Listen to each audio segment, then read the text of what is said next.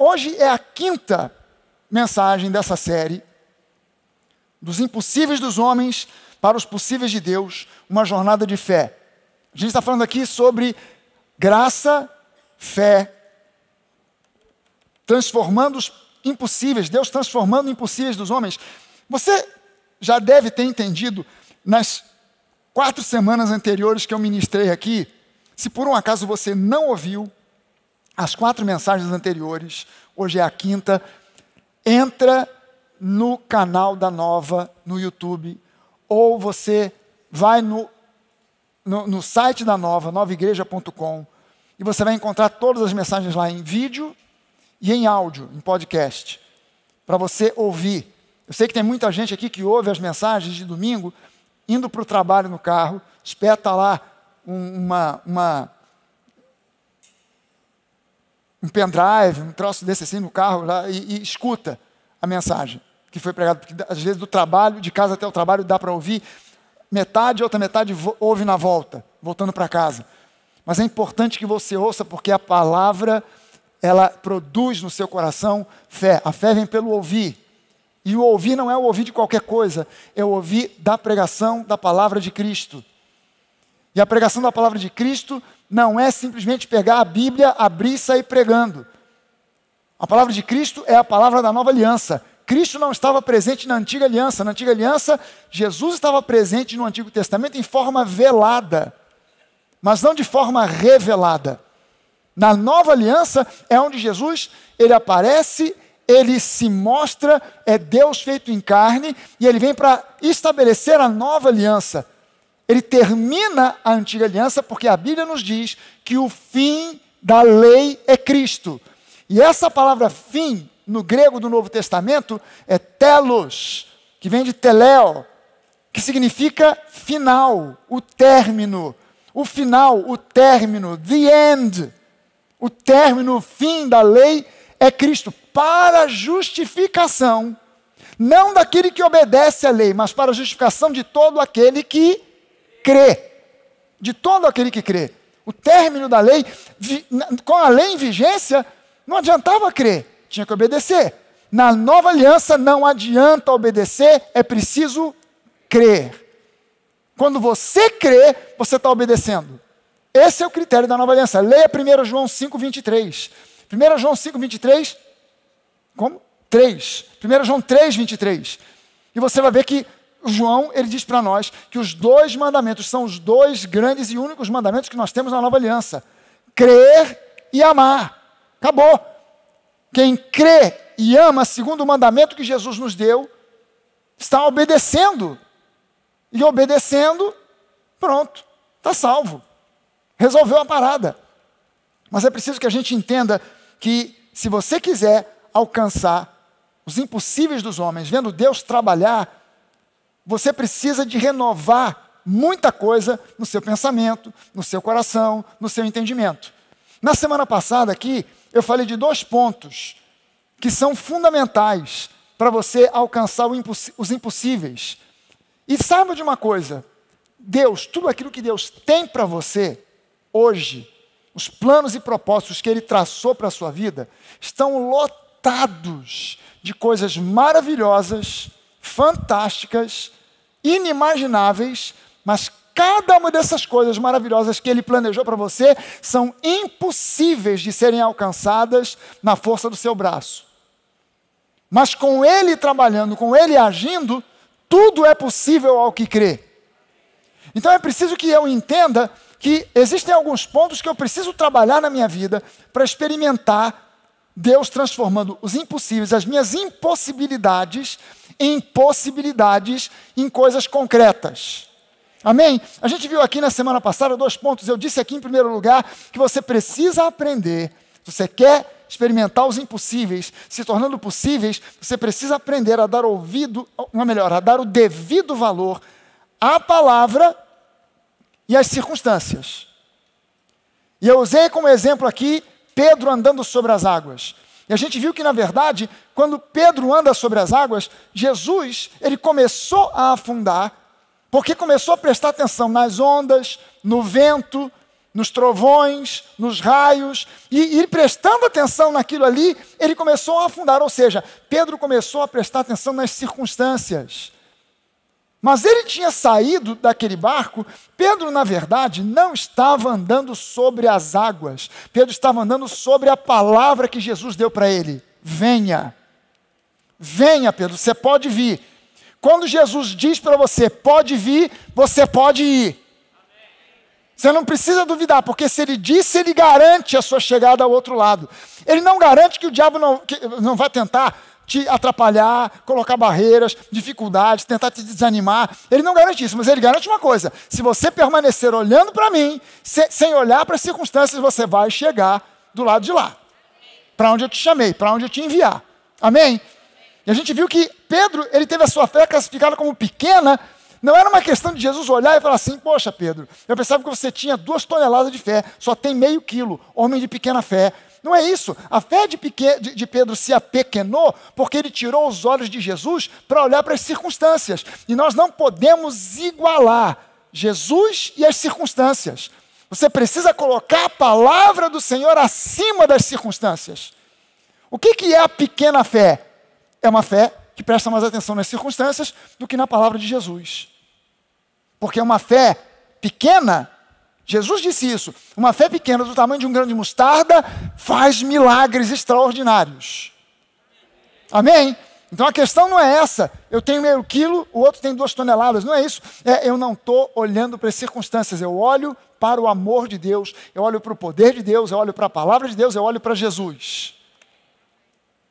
Em segundo lugar, a gente viu que é preciso aprender a dar o devido valor à palavra de Deus e aos sentimentos. E a gente viu aquele episódio daquela mulher cananeia que vinha andando atrás de Jesus pelo meio da rua, clamando: Jesus, filho de Davi, tem misericórdia de mim. A minha filha está terrivelmente endemoniada e só você pode resolver o problema dela. E a Bíblia diz que Jesus passou aquele tempo inteiro ignorando o clamor daquela mulher. Os discípulos começaram a pedir a Jesus: Jesus, manda essa mulher calar a boca. A mulher está fazendo escândalo, ela vem gritando no meio da rua: Jesus, filho de Davi, tem misericórdia, a minha filha precisa de atenção. E Jesus caminhou até chegar em casa sem dar atenção para essa mulher. E quando ele chega na porta de casa, a mulher consegue chegar perto, ela aborda Jesus mais uma vez: Jesus, filho de Davi, tem misericórdia, minha filha precisa. E ele disse: minha querida, não é bom tirar o pão da boca dos filhos para dar para os cachorrinhos. É preciso que você entenda, porque eu já vi em alguns rodapés de Bíblia de estudo comentários dizendo que essa expressão, cachorrinho, não era como no dia de hoje, que ofende e tal. Era uma expressão ofensiva, sim. Os judeus, naquele tempo, eles chamavam os gentios de cachorros. Eles estavam sendo oprimidos pelos romanos. E a história do povo judeu é uma história de cai cativo na mão de um, cai cativo na mão de outro, Deus vem, liberta, aí vem um outro povo, babilônio, persa, medo-persa, e cativeiro aqui, cativeiro ali. E naquele tempo eles estavam debaixo da opressão de Roma. E eles olhavam para o não-judeu, o gentio, e classificavam: são cachorros, são cães. E aí Jesus diz para ela isso: não é bom tirar o pão dos filhos para dar para os cachorrinhos. Essa mulher, ela podia ter, em primeiro lugar, olha, não me deu atenção, vim gritando na rua feito uma maluca, e ele não parou para me dar atenção, foi mal educado. Cheguei perto, consegui falar com ele ainda me chamou de cachorrinho, tchau, um abraço. Ela não abraçou, não comprou a ofensa, ela colocou a fé dela acima dos sentimentos. Eu não sei se ela sentiu vontade de dar uma resposta grosseira para Jesus, mas ela não deu. Ela engoliu o sapo e disse: Jesus, você pode. Até os cachorrinhos comem das migalhas que caem na mesa dos seus senhores. Mulher, grande é a tua fé. Pode ir para casa que a tua filha está curada. Ela não desistiu por causa de sentimentos ou circunstâncias. Ela botou a palavra de Jesus acima dos sentimentos e recebeu o impossível. Amém? Hoje eu tenho um terceiro ponto para você.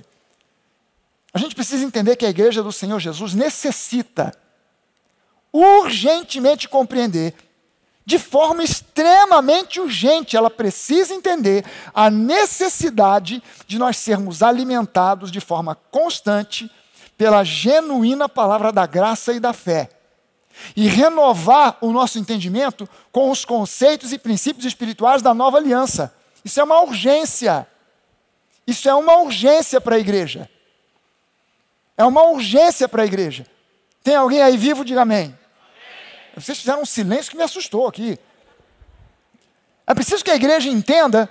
Cara, alguém elogiou a minha roupa hoje, dizendo, pastor, o senhor hoje está elegante. Falei, pois é, mas esqueci de colocar o cinto. A calça está caindo aqui. Ô, Jesus. Glória a Deus.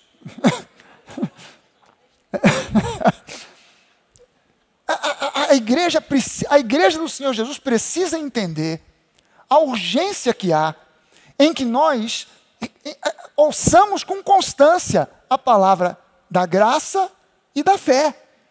E renovemos o nosso entendimento, a nossa mente, nos conceitos da nova aliança. Hoje, em qualquer igreja que você vá, ou pelo menos na maioria delas, você não vai encontrar nenhum pastor dizendo que não prega graça. Nenhum. Gente, a maioria dos lugares, o pessoal às vezes me manda uns vídeos, me pede até para analisar o que o pastor falou, e eu detesto fazer isso, porque eu não quero jogar areia na engrenagem da vida de ninguém. Mas o pessoal me manda os negócios, eu vejo que o pessoal faz uma misturada. Eu dou glória a Deus pela vida do pastor Joseph Prince. Não sei se você já leu os livros do Joseph Prince, se você já foi abençoado pelo ministério dele, porque a partir da divulgação do ministério do Joseph Prince, que é um camarada que prega essencialmente graça, essa visão virou agora a doutrina da moda. E todo mundo agora diz que prega a graça. Quando eu às vezes dou uma olhada, aí o pessoal começou a olhar para mim e dizer assim, pastor Fragale, pastor da graça, prega a graça, é o cabeça da graça no Brasil, sei lá, uns troços desse, meio doido. Mas se você pegar os meus esboços, que eram feitos todos à mão, há 30 anos atrás, e pegar os fichários que eu tenho, da época ainda da África do Sul, onde eu fui juntando, eu tenho na minha casa lá um monte de fichário, daqueles fichários grandes mesmo, não é fichário pequenininho não, fichário desse tamanho, eu comprava blocos e blocos e blocos, e ia escrevendo, anotando tudo, às vezes mensagem, esboço meu, às vezes tinha 4, 5 páginas, tudo escrito. Quando eu comparo o que eu já li, já vi, com o que eu pregava há 30 anos atrás, eu fico bobo de ver que às vezes até certas piadas que eu conto são iguais, são as mesmas. Ou seja, eu já pregava aquilo há 30 anos, o que eu estou pregando hoje, eu já pregava há 30 anos atrás. Mas como houve uma divulgação muito grande, uma explosão do entendimento do Evangelho da Graça, todo mundo agora identifica, não, isso aí é graça. E todo mundo anda dizendo que prega a graça. Mas ninguém admite, não, mas eu li isso, foi no livro do pastor Joseph Prince. Não, mas eu aprendi isso aqui, foi nos livros do pastor Fragale. Ninguém admite. Às vezes eu pergunto, eu conheço um pregador, eu pergunto, vem cá, você está pregando a graça? Tô. Com quem você aprendeu? Foi revelação do céu. Foi nada. A frase que tu falou, eu conheço no livro do Joseph Prince. Ele mesmo não está falando nada de original, porque eu conheço o cara que ensinou para ele, que eu vou trazer no Brasil os dois. A gente já está costurando para trazer um e o outro você nem conhece. Pastor Lynn Hiles, que é americano, que tem uma igreja desse tamaninho, mas o camarada entende tudo sobre graça. Tudo e mais um pouco. A gente vai trazer. Ele me convidou para ir no congresso da igreja dele. Eu só não fui por causa da pandemia. Ele disse, pastor Fragale, estou te convidando para vir ao congresso. Eu falei, cara, eu estou doido para ir no congresso da tua igreja. Ele já é um senhor até um pouco mais velho que eu. Eu falei, eu estou doido para ir no teu congresso. Ele falou, ok, então vou te explicar como é. Você só precisa comprar a passagem. Aqui a gente banca tudo, estadia, comida, é tudo por nossa conta. Você pode ver que quem vem ao congresso é só pastor e a gente banca tudo. Não vem muita gente, é no máximo 200 pessoas e tal, a gente banca tudo. Falei, poxa, que legal, e quem é que vai pregar no congresso, para eu saber? Ele falou, olha, a única pessoa que está já programada, escalada para pregar, sou eu. Os outros a gente escolhe segundo a direção do Espírito na hora. Pode ser inclusive você. Falei, gente, esse homem ele é muito espiritual, ele é muito doido. Aí eu fui escutar uns áudios de vídeo, de congressos lá. Cara, estou alinhavando já para trazer um e para trazer o outro. A nova igreja vai trazer o Joseph Prince para o Brasil. Mas, legal. Aliás, eu falei com ele disse que está doido para vir ao Brasil. Amém. Espero que a pandemia não tenha tirado isso da cabeça dele. Mas é preciso que a igreja entenda. As pessoas ouvem, e é muito pouco tempo para realmente aprender. O tempo que o pastor Joseph Prince explodiu no mundo, é muito pouco tempo para as pessoas aprenderem e já saírem empregando e ensinando. Então o que acontece? Na maioria dos púlpitos é mistura. É mistura. Tem um pouquinho de lei, um pouquinho de graça. Um pouquinho de lei é um morde e assopra. Morde e assopra. Não adianta copiar o modelo arquitetônico. Ah não, mas na nossa igreja a gente está pregando graça. Por quê? Porque a gente pintou a igreja de preto. A rapaziada está cantando e tocando de boné. Calça jeans rasgada. Inclusive o pastor agora está tatuado. É aquelas tatuagens temporárias que você compra. Passa água, cola, mas está tatuado. Porque agora tem que ser tatuado e tal. Mas na hora de pregar, o que sai do púlpito é muitas vezes uma mistura. É o famoso, é o que eu chamo do evangelho mix. O cara fez um mix entre a lei e a graça. E as pessoas estão pensando, não, na minha igreja se prega a graça. Nós precisamos ter ouvidos seletivos para ouvir a palavra da graça e da fé, porque esse é o evangelho que Paulo pregava, esse é o evangelho que Paulo ensinava, e Paulo foi o maior teólogo do seu tempo e continua sendo o maior teólogo de todos os tempos, porque recebeu uma revelação não de homens, mas direto do trono da graça. Há uma urgência.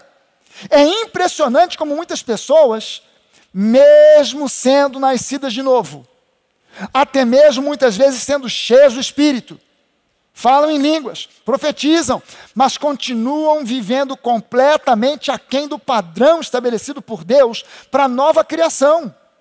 Há um padrão estabelecido por Deus antes da fundação do mundo, quando a Bíblia diz que Deus teve planos e propósitos para a sua vida que foram estabelecidos antes da fundação do mundo, não são planos para a antiga, para a velha criatura, são planos para a nova criatura, que só podem ser estabelecidos e se concretizar quando você entende o que é a nova criação.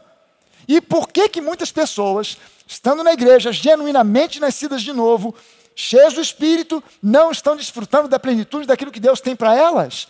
Simplesmente pelo fato de desconhecerem ou conhecerem insuficientemente as realidades da nova criatura. Ou não conhece, ou conhece tão pouco que é insuficiente. Não foi por um acaso, gente, que o primeiro livro que eu escrevi foi esse aqui, ó, Sua Nova Identidade. Eu podia ter escrito sobre um monte de coisas, começaram a martelar na minha cabeça, pastor Fragalho, você tem que escrever livros, você tem que escrever livros, tem que publicar livros. E aí, cara, me convenceram, ok, vamos pegar todo o material, tem muito conteúdo, muito material, vamos pegar isso aí, vamos compactar, transformar em livro. Tinha uma série de opções. Eu já tenho uns 4 ou 5 no computador, já escritos, já prontos, que estão precisando só de serem revisados. Estou revisando o próximo, o 4º livro, já está com 3 livros. O 4º que vai sair chama-se Plenamente Perdoados. Você vai entender tudo sobre perdão de Deus. O que significa ser perdoado pela graça? Como é que isso funciona? Será que para ser perdoado eu preciso confessar pecados? Eu estou fazendo um livro que o título devia ser Plenamente Perdoados for Dummies. Tem uma série de livros americanos, agora tem em português, né? No inglês, ele tem um livro de capa amarela, todos eles são de capa amarela, com as letras em preto, né? E por exemplo, cozinha, né? Cooking for Dummies. Como é que traduziram isso para o português aí? Ficou, por exemplo, cozinha para leigos. Que suave. Que coisa maravilhosa. Se traduzisse ao pé da letra, seria cozinha para idiotas. Quer dizer, ainda que eu seja um idiota, eu vou aprender a cozinhar, porque os caras botam ali. Esse meu livro, Plenamente Perdoados, devia ser Perdão Pleno para Idiotas. Quer dizer, tem tudo ali, detalhe por detalhe. Se você não aprender sobre perdão pleno ali naquele livro, esquece. Muda de igreja, procura um outro lugar, que você não vai entender mais em lugar nenhum. Porque eu estou botando versículo no hebraico, no grego, com tudo que tem direito, explicando com exemplo, ilustração. Tudo explicado, tudo mastigado. Mas o primeiro tema que eu escolhi foi sua nova identidade. Quem você é em Cristo. O que você possui em Cristo, o que você pode em Cristo. Se você não souber isso, você não vai chegar aonde Deus quer que você chegue. E a primeira coisa que Deus quer que você conheça, para você chegar no impossível, torná-lo possível, é quem você é em Cristo. A sua nova identidade em Cristo. Eu não estou ganhando dinheiro nenhum vendendo livro. Meu sonho é vender tanto livro, best-seller eu já sou. Cada livro desses aqui, cada um dos meus 3 livros, a tiragem mínima foi de 5 mil livros. No Brasil, quem vende 5 mil livros é best-seller. Eu já vendi mais de 15 mil, mas não está na lista da Veja. Por enquanto. Por enquanto. Mas o meu sonho é não depender de salário da igreja. Viver somente da venda dos livros. Aí a igreja fica com mais liberdade ainda para aplicar mais dinheiro na obra. Para comprar equipamento de som, telão, o que for. Mas eu escrevo os temas que eu sei, que são aqueles temas que o povo de Deus precisa conhecer a fundo para viver a plenitude daquilo que Deus planejou para cada um de nós. Sem conhecer a sua real identidade, a sua nova identidade em Cristo, você nunca, será que você pode repetir comigo? Nunca, never, jamais, nunca vai desfrutar da plenitude daquilo que Deus te concedeu como herança. Presta atenção, são coisas que já te pertencem, que são para ser desfrutadas agora, já, hoje, mas que ainda não estão sendo desfrutadas. Você precisa ir mais longe. Romanos 5,17 diz assim: se a morte reinou pela ofensa de um, e por meio de um só, muito mais, você pode dizer comigo, muito mais? Muito mais. O que é muito mais? Muito mais é o seguinte: você vai no restaurante francês, serve aquele prato desse tamanho, assim, ó, um prato desse tamanho, assim, mas a comida está assim, desse tamanho no meio, assim, ó. O resto é tudo aquilo só pintado, aquela lambuzada toda assim de ketchup, mostarda, aqueles desenhos todos. Você tira até foto do prato, né, para mandar, para fazer inveja nos amigos. Olha só o que eu estou comendo, aquele pratão desse tamanho, a comidinha desse tamanho. Você come e sai dali com fome. E vai para o McDonald's, porque no seu espaço ainda tem, no seu estômago tem espaço para muito mais. Aí tu vai no Big Mac. Vai naquele veneno. Por quê? Porque o que botaram ali é insuficiente. Bonito, bacana, mas insuficiente. Muito mais os que recebem a abundância da graça. Graça em abundância. E o dom, o presente da justiça, da justificação, reinarão em vida. Não no porvir, não no céu, reinarão em vida por meio de um só, a saber, Jesus Cristo. Reinar através de Jesus é reinar através da palavra, porque Jesus e a palavra são um só. Não dá para separar um para um lado, outro para o outro. Jesus e a palavra são uma só coisa, uma só pessoa, por isso a palavra é espírito. A palavra não é literatura, é espírito. Então eu vou falar para você do terceiro ponto. Falei de 2 na semana passada, terceiro ponto para hoje. Renove a sua mente na palavra para compreender a sua nova identidade em Cristo. Eu faço como o apóstolo Paulo fez. Eu rogo a vocês, membros da Nova. Eu rogo a você que está assistindo pela internet, que acompanha a Nova, que é membro da Nova online. Renove a tua mente na palavra para que você possa experimentar qual seja a boa, perfeita e agradável vontade de Deus. Deus tem planos e propósitos para a sua vida e você talvez esteja vivendo muito aquém daquilo que Deus tem para você. Deus tem muito mais para você. Entenda uma coisa, a renovação da mente na palavra é um processo. O novo nascimento é um evento. Alguém falou de Jesus para você. Alguém evangelizou. Te mostrou a palavra, você foi convencido pelo Espírito Santo que Jesus é o caminho, a verdade e a vida. Aceitou Jesus, pumba, nasceu de novo, na hora. Não é na semana que vem, não é vai nascendo. Nasceu de novo. Mas a renovação da mente é um processo de curto, de médio e de longo prazo. Você não pode ignorar o processo de longo prazo. Renovar a mente é um processo de curto prazo, de médio prazo e de longo prazo. Não adianta querer tudo para agora. É claro, não se pode jogar fora a expectativa daquilo que Deus pode fazer hoje. Deus pode fazer coisas assim, ó, pá, Não pode? Como é que a gente chama isso? Milagres. Mas será que se Deus começar a fazer uma obra, um processo que leve uma semana, um mês ou um ano, é menos milagre? Não, continua sendo milagre do mesmo jeito. Sabe, quanto tempo levou para Jesus transformar água em vinho? 1 segundo, foi na hora. Encham aí as talhas de água, pode servir. Quando o cara virou, peraí, eu botei água, saiu vinho? Uau, foi na hora. Mas teve um cego que Jesus impôs as mãos, passou lama nos olhos do cara, mandou o cara olhar, o cara não viu nada. Porque, e aí, o que você está enxergando? Eu estou vendo os homens feito árvores. Vai lavar o olho lá, porque você ainda não está enxergando direito. Quando o cara voltou, Jesus nem estava mais por perto. Quem foi que te curou, cara? Nem vi. Não sei se o cara era branco, preto, alto, baixo, bonito, feio, porque eu só sei que ele botou aqui a mão na minha cabeça, nos meus olhos e tal, e eu agora estou enxergando. Eu era cego, agora estou vendo. Foi um processo, levou um pouco mais de tempo. Então, Deus faz coisas de forma imediata, mas também faz através de um processo de renovação da mente na palavra. É um processo de curto prazo, de médio prazo e de longo prazo. Eu não posso desprezar o processo de longo prazo que Deus quer realizar na minha vida. Veja só, qual dessas duas propagandas você acha que vende mais? Vou te propor aqui como se você estivesse assistindo televisão e apareceu uma propaganda. Ou na internet. Você entrou na internet, vira e mexe, você está assistindo um vídeo na internet e entra uma propaganda. Não tem essa parada no YouTube?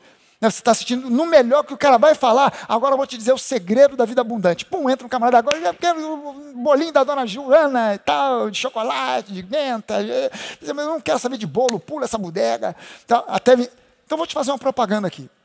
Duas eu vou fazer. Qual dessas duas você acha que venderia mais e mais rápido? Primeiro, dá uma olhada nessa imagem. Aparece essa imagem na propaganda. Aí a voz do locutor diz assim: você está assim? Ninguém diga amém nem nada, por favor. Com o nosso programa Magic Diet and Exercise Enganator Plus, sem suor e com apenas 10 minutos por dia, supervisionado pelo Dr. Jekyll Tabajara, você ficará assim em apenas 2 meses.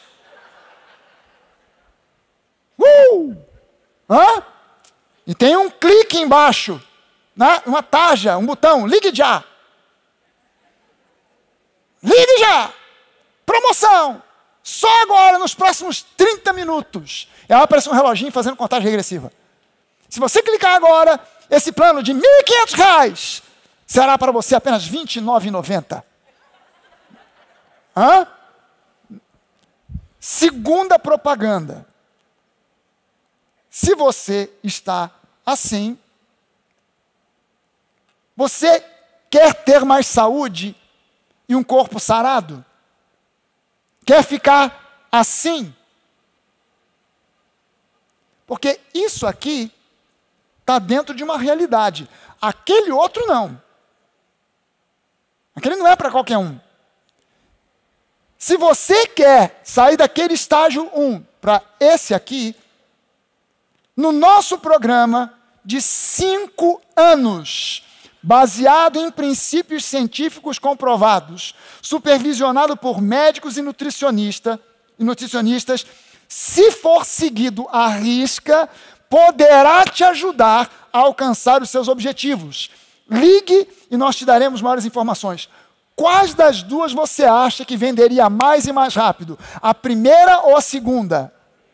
A primeira, não é? Você sabe que, na verdade, você compra muita coisa que você não quer. Porque o marketing conhece uma coisa chamada psicologia. E sabe como funciona a psicologia de venda. Sabe como funciona a psicologia de compra.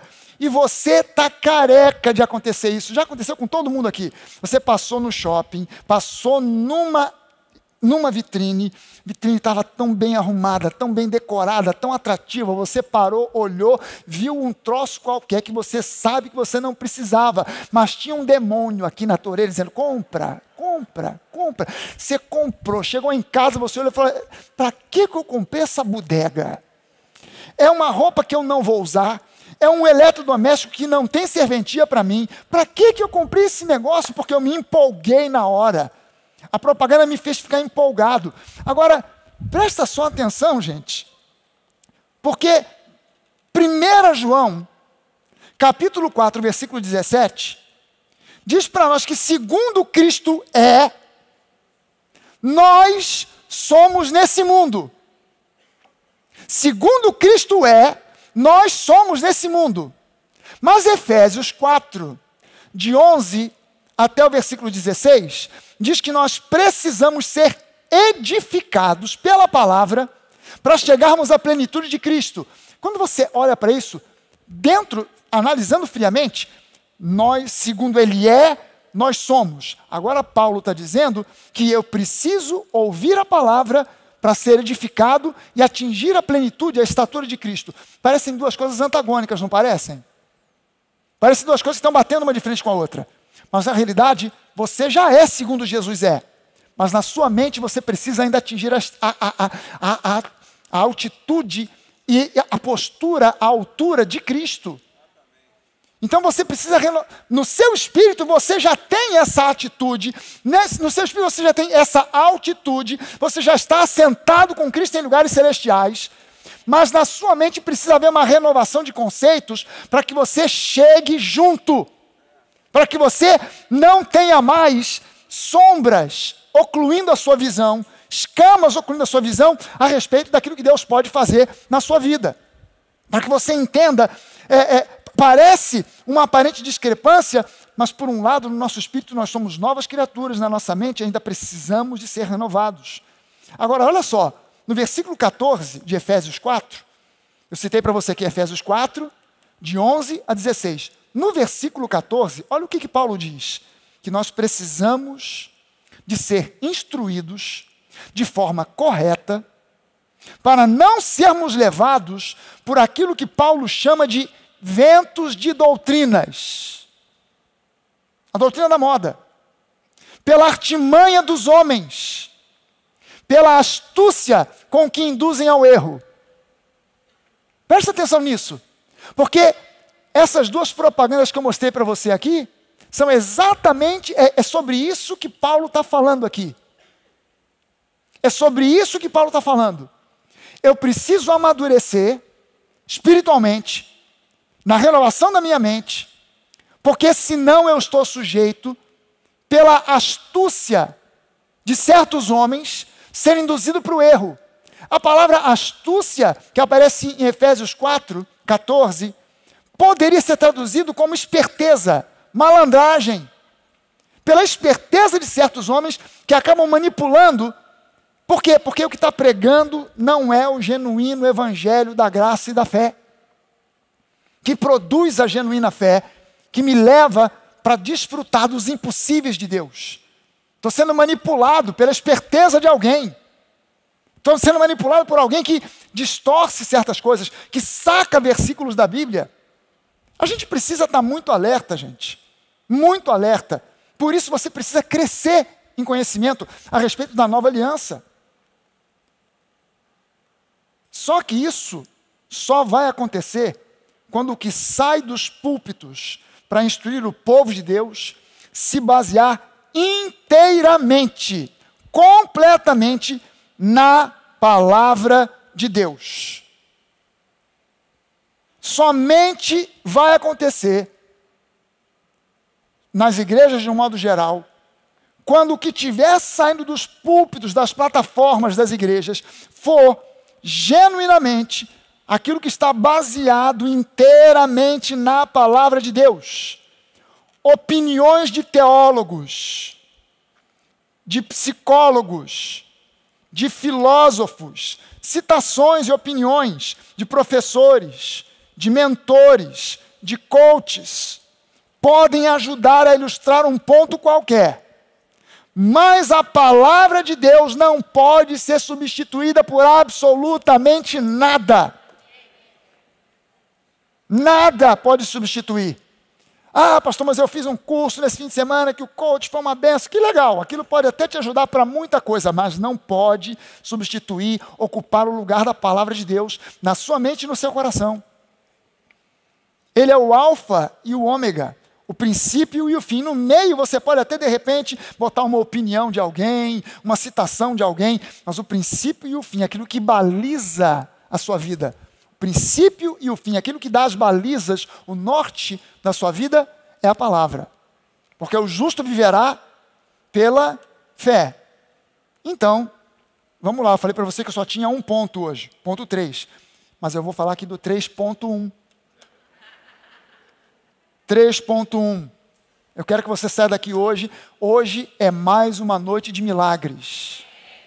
Hoje é noite de milagres. Hoje é noite de vidas transformadas. Eu já comecei a ouvir testemunhos de hoje pela manhã. Eu fui almoçar num supermercado, pensando assim, no supermercado, ninguém almoça no supermercado. Não vão me achar. Me acharam. Eu adoro isso, sabia? Eu falo de brincando aqui, mas eu acho muito legal quando eu estou almoçando em algum lugar. Pastor Fragari dá aquele tapão nas minhas costas que eu cuspo a comida. Oh, aleluia, Deus abençoe, irmão. Obrigado. Eu acho mó barato.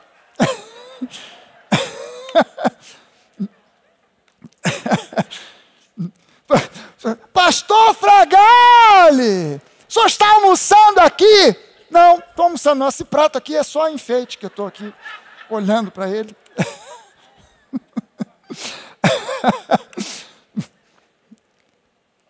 3.1. Em Cristo você foi plenamente justificado. Bota isso, renova sua mente nesse entendimento. Em Cristo você foi plenamente justificado. Isso significa, justificação significa que você pode viver, não é simplesmente entrar. Em muitos lugares ainda se usa essa expressão da tradição. Irmãos, vamos entrar na presença de Deus. Eu não entro na presença de Deus. Eu entrei na presença de Deus no dia que eu nasci de novo e não saí mais. Você foi justificado, isso significa que você pode viver na presença de Deus como um filho amado, sem ter que dar desculpas esfarrapadas, como fez Adão, como fez Saul. Adão começou a tentar dar desculpas para Deus. Adão, cadê você? Ah, Senhor, eu ouvi a tua voz e me escondi. Que história é essa de se esconder? Tu nunca se escondeu de mim? Sai daí de trás. Que roupa é essa, Adão? Ah, porque eu vi que estava nu. Como é que você viu que estava nu? Botou essa, que roupa ridícula é essa que você está botando aí? Ah, porque eu botei aqui, costurei aqui umas folhas de figueira para me cobrir e tal, porque eu vi que estava nu. Mas, Adão, que foi? Ah, porque eu comi da árvore que não devia. Você comeu, por que comeu? Foi a mulher. Foi a mulher que você me deu. Eu não tenho nada com isso, foi ela. Olha, e aí você? Eu? Foi a serpente. Serpente, você? Eu? Não, foi a tartaruga. Tartaruga, eu? Não, foi a minhoca. Cada um vai tentando jogar para o outro, dando desculpas esfarrapadas. Saul se posicionou para guerrear contra os filisteus. Estava na hora, os filisteus do lado de lá, ele do lado de cá, tudo pronto. Samuel era o profeta. Samuel vira para Saul e fala assim: Saul, não mexe uma palha enquanto eu não sacrificar para Deus. Enquanto eu não fizer o sacrifício, tu não mexe uma palha. Espera aí, eu vou ali e já volto já. Mas enquanto eu não voltar para fazer o sacrifício, tu não faz nada. Saul, ok. Samuel saiu. Eu tenho para mim, a Bíblia não diz isso, mas na minha cabeça eu imagino que Samuel saiu e se escondeu atrás de uma pedra. Ficou só olhando. O que ele vai fazer? Vamos ver se ele espera, se ele aguenta esperar. E ficou ali, ó. E Saul começou a andar de um lado para o outro. Mas Samuel não volta, e a guerra, os filisteus estão ali com faca já nos dentes, com sangue nos olhos. Os caras vão vir, a gente vai morrer. Eu preciso, pessoal, gente, pega um boi aí, sacrifica. Quando ele começa a sacrificar, que ele vai avançar para a batalha, Samuel sai de trás da pedra. Saul, o que tu está fazendo aí? Tu está maluco? Quem foi que te mandou fazer isso aí? Tá doido? O que você fumou hoje de manhã? O que é isso? Ah, Samuel, é porque tu sabe, né? Você estava demorando muito, o povo estava ficando impaciente, os filisteus já estavam avançando, e Deus começou a dar um montão de desculpas esfarrapadas. Não seja como Adão, não seja como Saul. Para de dar desculpas esfarrapadas, você não tem que dar desculpa nenhuma para Deus. Você já foi perdoado plenamente. Justificado você agora é justiça de Deus. Gálatas 2,16 diz o seguinte: Sabendo, contudo, que o homem não é justificado por obras da lei, e sim mediante a fé em Jesus Cristo. Também temos crido em Cristo Jesus para que fôssemos justificados pela fé em Cristo, não por obediência à lei, mas pela fé em Cristo e não por obras da lei, pois por obras da lei ninguém será justificado. Meu irmão, justificado significa que você pode andar na presença de Deus como se o pecado nunca tivesse existido na tua vida. Você não anda na presença de Deus assim, eu sei que eu pisei na bola, será que Deus também sabe? Vamos fingir que nada aconteceu, mas pode ser que Ele mande um raio a qualquer momento. Não, eu não tenho que andar com suspeita de que Deus vai me mandar um raio, porque eu fui justificado, eu posso andar na presença de Deus como se o pecado na minha vida nunca tivesse existido. Eu estou num estado de metanoia. Eu não exerço metanoia de vez em quando, eu ando em metanoia. Mudança de mente, arrependimento, é geral, é direto, eu renovo a minha mente e não fico agora aguardando a condenação do inferno. Eu confesso os meus pecados? Confesso, mas o que traz o perdão dos pecados é a confissão? Não, o que traz o perdão é o sangue de Jesus. Amém? E eu preciso me garantir nisso, que eu tenho perdão pleno. Romanos 3, 21 a 24. Mas agora, sem lei, without law. Às vezes que eu estou falando em inglês, porque tem um pessoal assistindo lá nos Estados Unidos. Dá uma... Mas agora, sem lei, a justiça de Deus se manifestou, sendo testemunhada pela lei e pelos profetas. Eles bem que queriam, mas não receberam. É a justiça de Deus, mediante a fé em Jesus Cristo, para todos e sobre todos os que obedecem. Hã? Não, para todos e sobre todos os que creem. Para todos e sobre todos os que creem. Porque não há distinção, pois todos pecaram e carecem da glória de Deus. Não tem desculpa, não adianta, é judeu, é gentio, é brasileiro, americano, africano, japonês, oriental, branco, preto, bonito, feio, gordo, magro, todos pecaram em Adão, sendo, porém, justificados gratuitamente. Sendo, porém, justificados gratuitamente por sua graça, mediante a redenção que há em Cristo Jesus. 2 Coríntios 5, 21. Aquele que não conheceu pecado, Deus o fez pecado por nós, para que nele, em Cristo, fôssemos feitos justiça de Deus. Você não recebeu justificação, você foi feito justificação. Você não recebeu justiça, você foi transformado em justiça de Deus. 3.2. Em Cristo, você é profundamente, incondicionalmente amado. Alguém faça uhul. Aleluia. Em Cristo você é profundamente, incondicionalmente amado. Você quer saber o quanto? Isaías 49, versículo 15, diz para nós assim, o Senhor responde, será que uma mulher, isso é Deus falando, hein? Será que uma mulher pode se esquecer do filho que ainda mama? De maneira que não se compadeça do filho do seu ventre? Essa é uma pergunta retórica, ou seja, a resposta já está embutida dentro da pergunta. Será que uma mulher que está amamentando pode esquecer do filho que chora com fome? Que dá aquele horário, a criança começa a chorar. Será que essa mãe ignora esse choro? Finge que não está ouvindo? Prefere ficar com os seios empedrados de leite, que vai enchendo, ela inflama, mas ela não dá. Será que é possível isso? Essa cena, é possível de alguém imaginar uma pessoa sadia mentalmente fazer um negócio desse? É possível? Quer dizer, na nossa mente, a gente já imagina, cara, isso aqui não pode acontecer, porque a criança chora. A mãe pode estar dormindo, ela acorda, ela pega o bebê, ela dá de mamar, porque a criança está com fome, mas ainda que esta viesse a se esquecer dele, ainda que essa situação inusitada, impossível, viesse a acontecer, eu, porém, não me esquecerei de ti. Isso aqui é um nível inicial de entendimento do quanto Deus nos ama. Ele faz uma comparação para você entender. Ainda que uma mãe que amamenta esqueça do filho, que chora, que berra, e ela esquece, ela ignora. Ainda assim ele diz, eu não esquecerei de você, eu não te ignorarei. Eu não vou te ignorar. Jesus, em João capítulo 17, versículo 20 ao versículo 23, Jesus está fazendo uma oração. Essa é uma daquelas orações que eu chamo a oração que ecoa na eternidade. Sabe aquele tipo de oração que você faz que não é por um problema do momento, de agora. É uma oração que você faz e que continua ecoando na eternidade. Paulo orou pela igreja, orações que continuam ecoando nos ouvidos de Deus ainda hoje. Eu oro para que vocês conheçam a profundidade, a largura, a dimensão plena do amor de Deus e do poder de Deus que atua em vocês, o poder esse que ressuscitou Jesus dentre os mortos. Essa oração de Paulo ecoa nos ouvidos de Deus até o dia de hoje.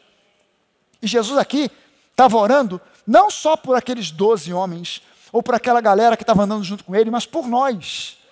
E olha só o que Jesus orou por mim e por você há mais de 2000 anos atrás. Eu não rogo somente por estes, mas também por aqueles que vierem a crer em mim, por intermédio da sua palavra. Aleluia! Nós não cremos em Jesus de modo supersticioso. Nós cremos em Jesus porque nós cremos na palavra. Nós cremos na palavra. Eu neles e tu em mim, a fim de que eles sejam aperfeiçoados na unidade, para que o mundo reconheça que tu me enviaste, presta atenção agora na última frase, e os amaste como também amaste a mim, e os amaste na mesma medida que me amas. Presta atenção na medida que Deus te ama. Você olha para Jesus e vê perfeição. Você vê Deus feito em carne. Você vê o Santo dos Santos. Você olha para você e você vê imperfeição. Você vê falhas. Você vê Jesus lá em cima, você aqui embaixo.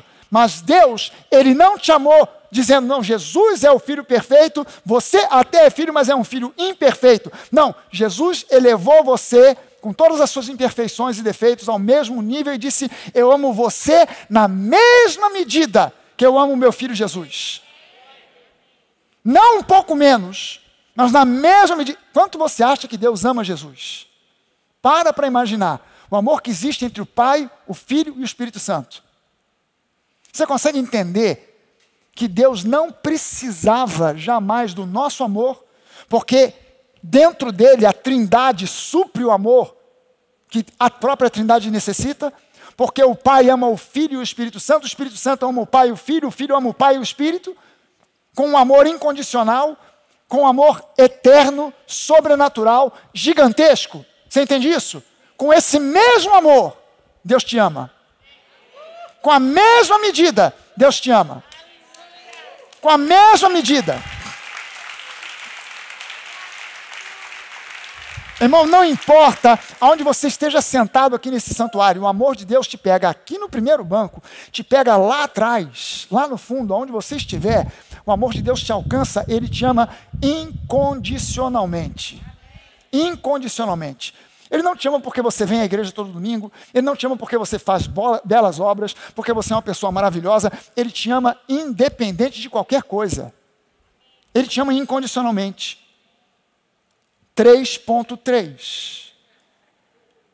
Em Cristo, você é altamente favorecido. Romanos 8:31. Eu vou ler duas versões para você. Primeiro, essa versão que eu uso aqui, que é a Nova Almeida atualizada, que diz assim, que diremos, pois, então, à vista dessas coisas? Se Deus é por nós, quem será contra nós? Mas eu gostei de como está escrito na linguagem de hoje. O Novo Testamento na linguagem de hoje. NTLH. Novo Testamento na linguagem de hoje, que diz assim, diante de tudo isso, o que mais podemos dizer? Se Deus está do nosso lado, quem pode nos vencer? Ninguém. Se Deus é a nosso favor, o que adianta alguém se colocar contra nós? Prestem bem atenção. Um exército de milhares vindo contra você E você tendo apenas você e Deus, é maior do que aquele exército de milhares. Você com Deus forma uma maioria imbatível. Amém? Porque Deus é a teu favor. Ele não está contra você. Ele não é contra você. Ele é a teu favor. Ele é favorável a você. Será que alguém pode levantar a mão e dizer isso? Deus é favorável a mim. Deus é a meu favor. Deus não tem nada contra... Pastor, mas e o meu vizinho que é incrédulo? Deus não tem nada contra ele. Mas ele peca pra caramba, pastor. Deus hoje, nos dias de hoje, não está lidando com a questão do pecado. Deus tratou da questão do pecado na cruz do Calvário há 2021 anos atrás. Hoje Deus está lidando com a questão da salvação. Deus hoje não olha, no Antigo Testamento Deus olhava para a qualidade, para o tamanho do pecado que a pessoa cometeu. Na Nova Aliança, para Deus não tem pecadinho ou pecadão. Todos pecaram, mas em Cristo todos foram justificados, gratuitamente. Então agora, Deus olha para o vizinho pecador, que peca, que erra, que adultera, que faz o diabo lá. Ele ama essa pessoa e quer salvá-la. E favorecer essa pessoa. Em Cristo, agora você precisa entender que Ele é a teu favor. Ele não está contra você. Pastor, mas já me disseram que esse Covid... Para com isso. Ah, mas disseram, pastor, alguém falou que minha filha, meu filho está com uma doença assim que é juízo de Deus. Manda essa pessoa orar. Vai orar, meu irmão. Vai orar. 3.4. Em Cristo, você foi separado do mundo para pertencer a Deus. Em Cristo, você está no mundo, mas você não é do mundo, porque você foi separado do sistema do mundo para pertencer a Deus. 1 Coríntios 6, versículo 17, diz o seguinte: mas aquele que se une ao Senhor é um só espírito com Ele. Aquele que se une ao Senhor é um só espírito com Ele. Alguém diga amém, é isso aí. Aleluia. Romanos 1, de 1 a 7. É isso aqui, Romanos capítulo 1, 1 Coríntios capítulo 1, versículo 1 e 2, 2 Coríntios capítulo 1, versículo 1 e 2. A gente não lê, porque a gente já sabe. É Paulo dando aquela saudação aos irmãos da igreja de Corinto. Paulo e o seu servo Silvano, ou Timóteo, mandando um beijo, um abraço. A irmã Cotinha aí da igreja de Corinto, muito nos abençoou quando estivemos aí. Manda um abraço para ela, pede para ela enviar um queijo daquele que ela preparou para nós. Então, são aquelas saudações. Aí a pessoa pula. Ela pula porque ela quer as revelações que estão do versículo 7 em diante. Aí não lê isso aqui. Olha só o que Paulo diz.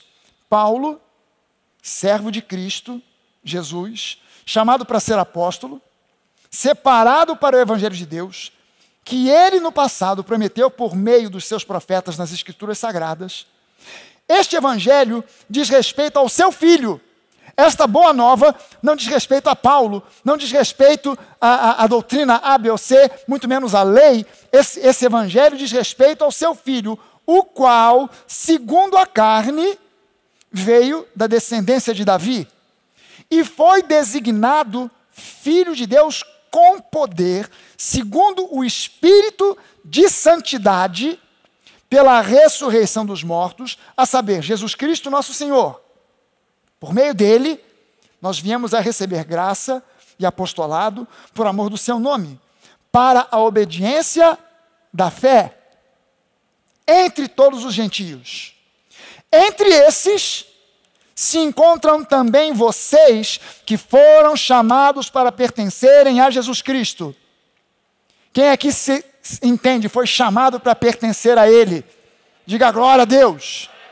Aleluia. Diga sempre para a pessoa que está perto de você, está falando a meu respeito aqui, ó. A todos, versículo 7, a todos os amados de Deus que estão em Roma, chamados para ser santos. Cara, se essa epístola foi escrita para os santos e você não é santo, então essa epístola já não serve, joga fora, parte para 1 Coríntios. Aí você vai tomar um susto, porque 1 Coríntios, capítulo 1, versículo 1, aos santos de Corinto. Vou para 2 Coríntios, deixa 1 Coríntios de lado. 2 Coríntios, aos santos, você vai adiante e as epístolas de Paulo sempre são escritas para os santos. Não há um lugar no Evangelho, nas epístolas de Paulo, que ele não dirija a palavra aos santos. Veja bem o seguinte, você foi justificado. Você foi adquirido pelo sangue de Jesus para pertencer exclusivamente a Deus. Você foi separado das trevas para a luz. E você se tornou um santo do Senhor. Só que você vive nesse mundo. Você é alvo de tentações. Você está sujeito a errar, está sujeito a pecar, e vira e mexe você pisa na bola. Então você reconhece, sendo honesto com você mesmo, você reconhece que apesar de ser salvo, é um pecador. Quem aqui reconhece, pastor, eu sei que eu sou salvo, eu sei que eu sou santo? Levanta a mão. Agora, baixa a mão. Quem reconhece que apesar disso você também tem carne, peca, erra, e você é um pecador? Levanta a mão.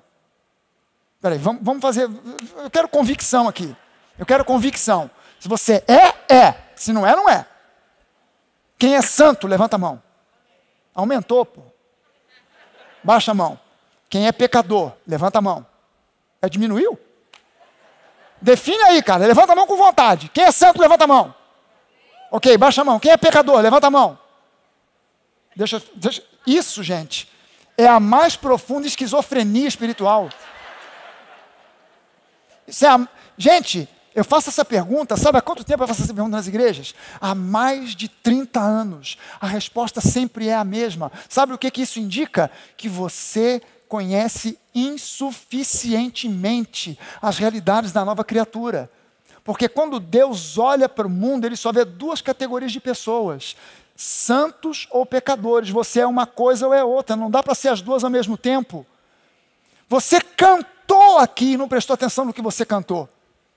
Você cantou uma frase aqui, na última música que João Emílio cantou, tem uma frase que está na Bíblia que o apóstolo Paulo escreveu, que nós contemplamos a Deus como quem olha para um espelho.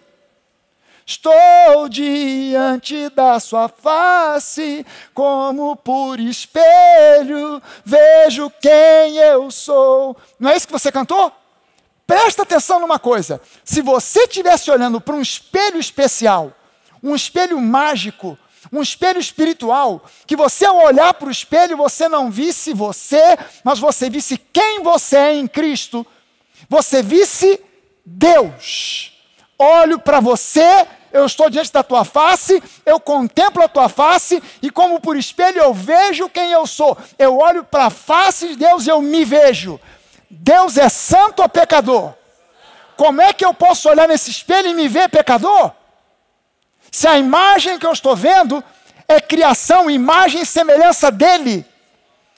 Se segundo ele é, nós somos nesse mundo, Jesus é pecador. Segundo ele é, nós somos nesse mundo. Se ele é santo, nós somos o quê? Santos, mas a religiosidade sempre vai querer te resgatar de volta. A gente canta, há muito tempo a gente não canta, mas tem uma música que a gente cantava aqui, que dizia que a gente quer naufragar no mar da graça, no oceano da graça. Se a graça é um oceano, vamos naufragar. Naufraguemos. Mas quando você começa a afundar no oceano da graça, vem um barquinho da religiosidade e te joga uma boia. Volta para dentro, volta para cá. Volta para onde o lugar você não devia ter saído. E o pior é que tem gente que agarra na boia. Eu não quero agarrar na boia desse barquinho da religiosidade. Eu quero naufragar no oceano da graça. Porque quando eu naufrago no oceano da graça, a minha carne morre e o meu espírito prevalece. Eu penso que vou me afogar. Mas quando você não está aprendendo a respiração, debaixo do oceano da graça, você está aprendendo a respiração, só que quando você faz... Graça entra e começa a te mudar de dentro para fora. Você não afoga, você vive.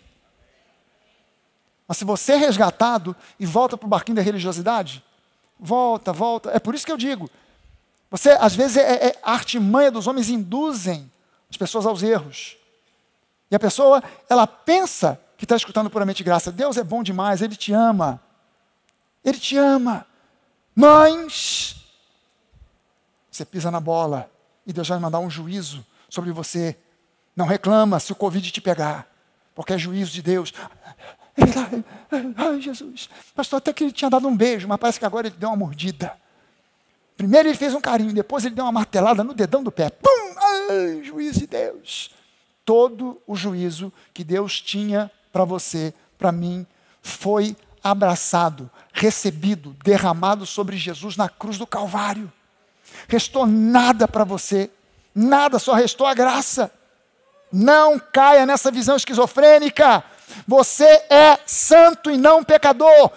O santo não é santo por causa daquilo que ele faz. O pecador não é pecador porque peca. O pecador é pecador porque nele existe uma natureza chamada natureza pecaminosa, natureza adâmica, herdada de Adão.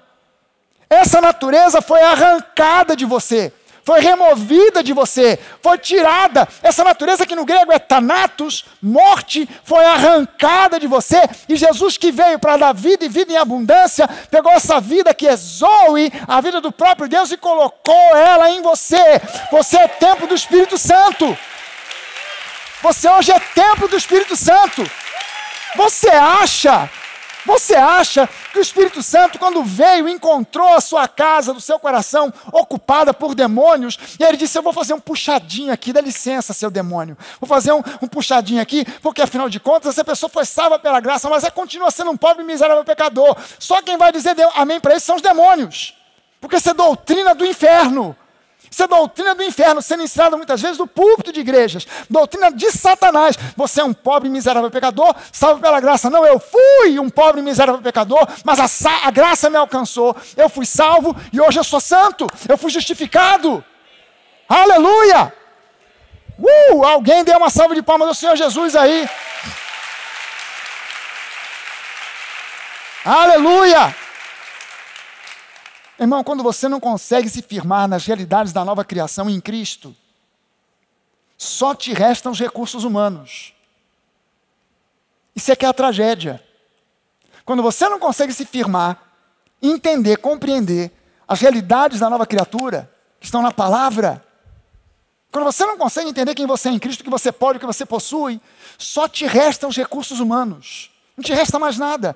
Às vezes já vem o seguinte: um analista, psicólogo, poderão te ajudar a enxergar pontos de trauma, de dor, áreas mal resolvidas no seu passado, que podem hoje estar gerando medo, insegurança, carência, depressão, ou intolerância, agressividade, arrogância, complacência.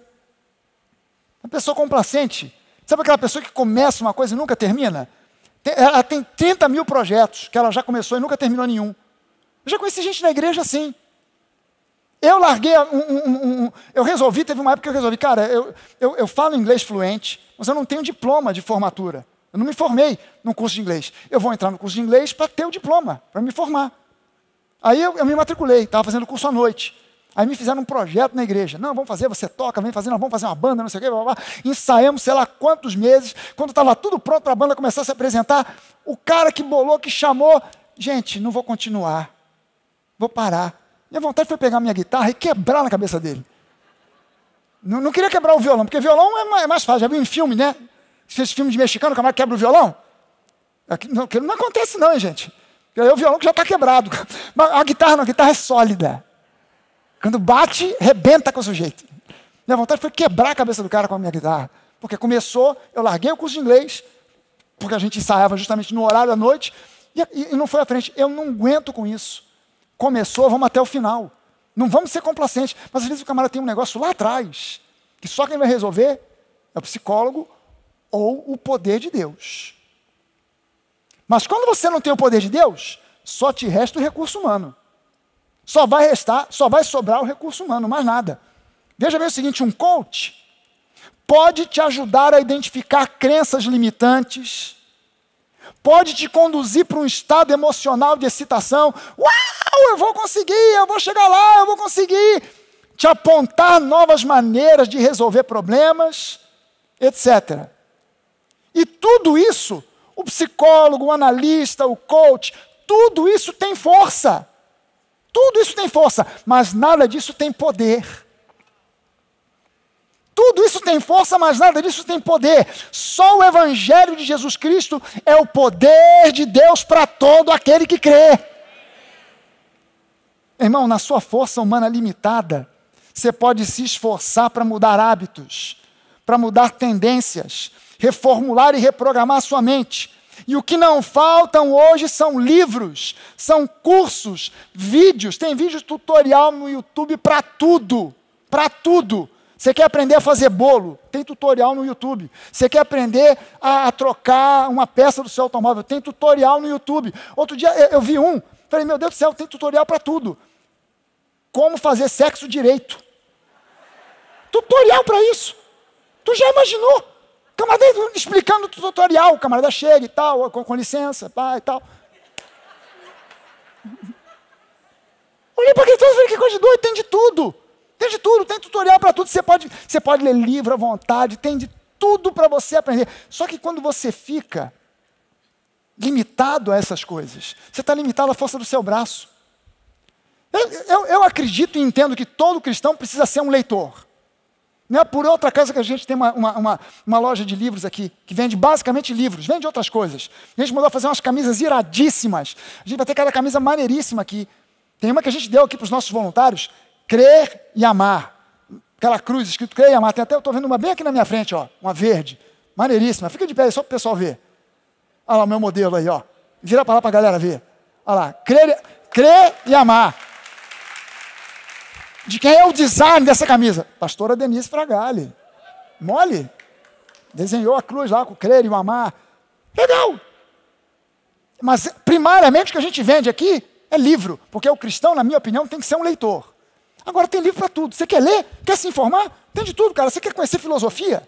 Aqui, ó. Lições sobre Kant. Pode ler. Leibniz. Está aqui. Você pode ler. Aqui. Rousseau. Vai aprender. Lições sobre Schopenhauer. Vai aprender. Lições sobre Heidegger, vai aprender. Hobbes, vai aprender. Nietzsche, está aqui, é só você comprar um livro baratinho. Baudin, você vai aprender. Não sei nem quem é esse Baudin, compra o livro que você vai aprender. Santo Agostinho, eu quero uma coisa mais espiritual. Vai saber sobre filosofia, sobre agostiniana. Está tudo aqui, você pode aprender. Ah, pastor, mas eu quero. O negócio é Sócrates. Está aqui também, ó. Você pode comprar, vai se informar sobre Sócrates, você vai aprender. Pastor, mas eu queria uma coisa mais voltada para a área cristã. C.S. Lewis, Cristianismo Puro e Simples. Você vai aprender um montão de coisa, tem livro, não vai faltar. Não, pastor, eu quero uma coisa, uma filosofia mais voltada para as coisas da igreja. Para ler Martin Luther King. Esse cara aqui me inspira desde que eu sou um adolescente. Desde que eu sou um adolescente. Os livros dele agora tem em português. Não tinha, agora tem. Dádiva do Amor, é um dos melhores livros dele, são pregações do cara. Está tudo aqui. Você quer se informar mais sobre coisas espirituais? Você vai comprar.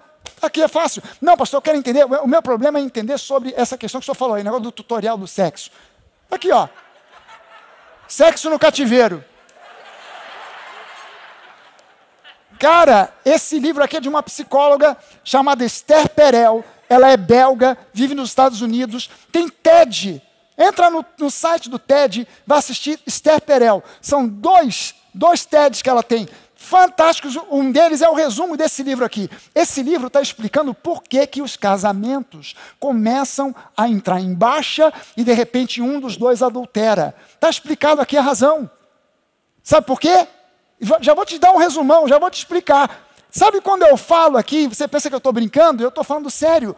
Você dentro do teu quarto, ou seja, onde estiver com a tua esposa, meu irmão, se você quer se vestir de Batman, e ela de Mulher Maravilha, você quer subir em cima do armário e pular lá de cima com a capa do Batman voando, gritando, Jerônimo!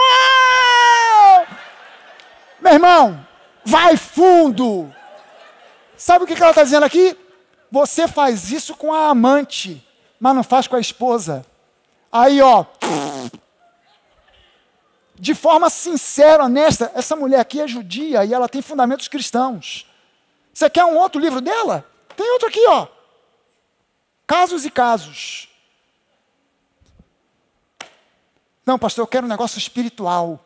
Ok, Kenneth Hagin, Casamento, Divórcio e Novo Casamento. Esse livro aqui é leitura obrigatória para os nossos pastores aqui que lidam com casais. É leitura obrigatória para quem é líder de grupos de casais. Não precisa nem ser pastor, mas tem que ler isso aqui. E além desse aqui, tem que ler esse outro aqui, ó, Timothy Keller, O Significado do Casamento, um dos melhores livros que eu já li na vida sobre casamento.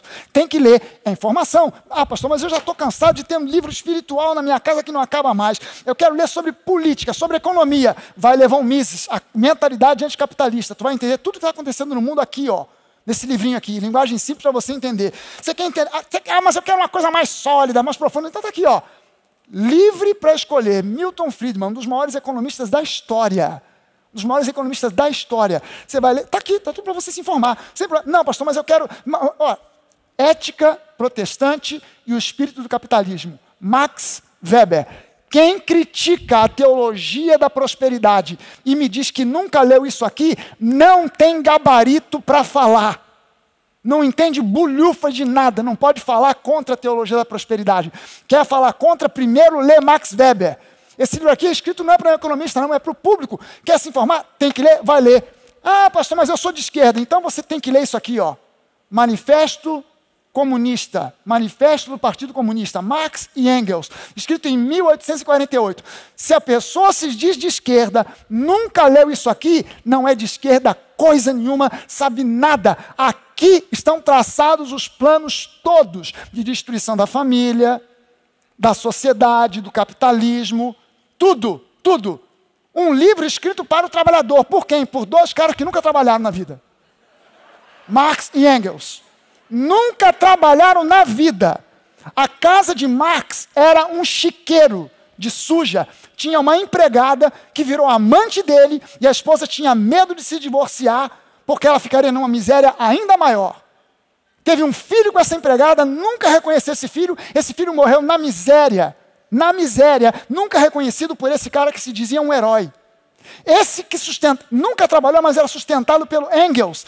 Engels era riquíssimo, era um capitalista, nunca trabalhou, era herdeiro de uma fortuna do pai, que era dono de uma fábrica de tecidos, que exportava tecidos para o mundo inteiro, para a Inglaterra, para a Itália, e ganhou dinheiro que não acabava mais, nunca trabalhou, viveu da herança do pai e sustentava Marx.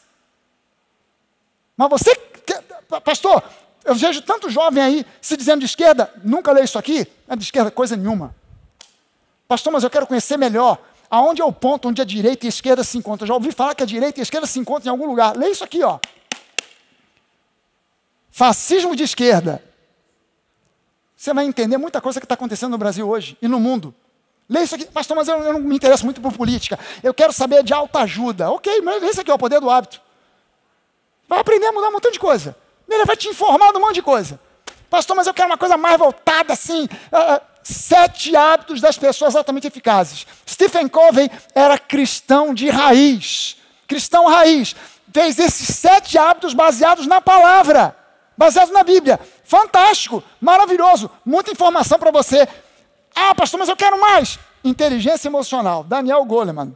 Esse livro é velho. Tem um monte de besteira. Mas também tem muita coisa boa. Pastor, mas o meu problema não é esse. O meu problema é aquela pança que estava ali. Está aqui, ó, a dieta do abdômen.